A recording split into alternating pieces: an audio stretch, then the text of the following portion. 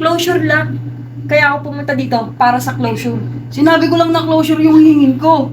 Pero hindi closure talaga ang kailangan ko sa'yo. Gusto ko magkaayos tayong dalawa. Magkaayos? Wala na tayong dapat ayusin. Sinira mo na. Isang pagkakamali lang yung ginawa ko sa'yo. Isa, dalawa, o tatlo, yun na rin yun.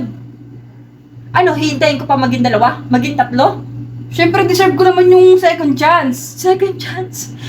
Deserve mo ang second chance. Hindi ko deserve na lokohin mo. Ang kapal ng mukha mo. Ano ba sasabihin ko mamaya? Utoy! Ika nga dito. Oh, ba't parang hindi ka mapakali? Magkikita kami ng ex ko eh. Oh, bakit daw? Kailangan daw niya ng closure. Naku, closure natin. Baka kung ano na yan. Hindi, Utoy, kailangan ko na rin ng closure para hindi na rin niya ako palitin. Gusto ko sana i-practice sa kanya kung ano yung sasabihin ko, ganyan. Kunwari ko yung ex ko, tapos paano ba? Kaya gusto ko sana i-practice. Oh, sige te. O kunwari, diyan ka. Tapos, kunwari darating ako, ganyan.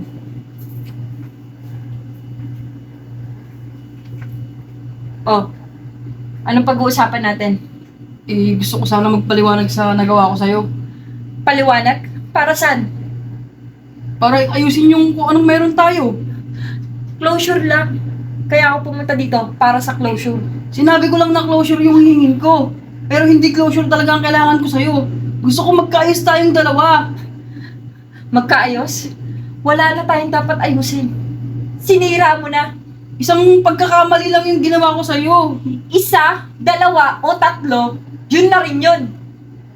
Ano, hihintayin ko pa maging dalawa? Maging tatlo? Siyempre, deserve ko naman yung second chance. Second chance? Deserve mo ang second chance. Hindi ko deserve na lokohin mo. Ang kapal ng mukha mo. Hindi maalis sa isip ko yung dikit na dikit yung dalawa. Tapos gusto mo second chance? Wow! Galing mo, te, ah. Okay ba? Okay yun, te. Dati, huwag kang iyak, ah. Hindi ako iiyak. Pero kinakabahan ako. Huwag kang kabahan, te. Ayos yun, te. Galing mo ma-acting, ah. Ayos ba? Akala niya, kung sasabihin niya sa akin na deserve niya ang second chance. Hindi! Tsaka, te, dapat pag humingi sa'yo ng second chance, sampalin mo, te. Kung sasampalin Oo, siyempre, wala siyang karapatan.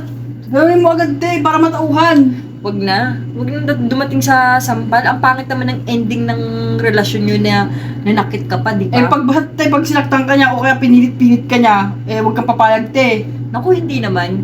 Sa pagkakakilala ko naman sa kanya, hindi naman siya nananakit. Oh, syempre din, mas deserve mo yung, syempre yung mahal ka, ganyan, yung aalagaan ka, te. Mas deserve mo yun. Oo nga eh.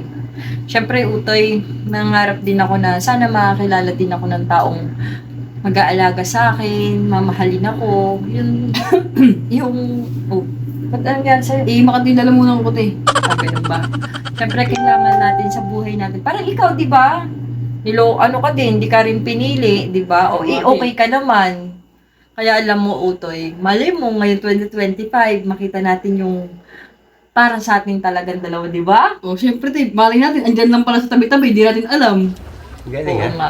Pero, sabi nga nila, wag daw hintayin kung sayang dumarating. Tama, te. Malay mo, di ba?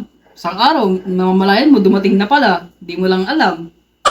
Ay, sabagay. Te, Pero sa ngayon, Utoy, kailangan ko muna mag-move on bago ganun ba, ako te? magmahal. kaya mo, te, tutulungan kita mag-move on.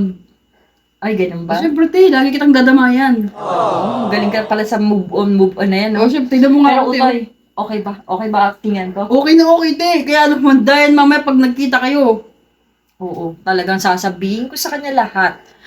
Hay nako, maliligo na nga ako at makaalis na nga. Sige, te. Sige.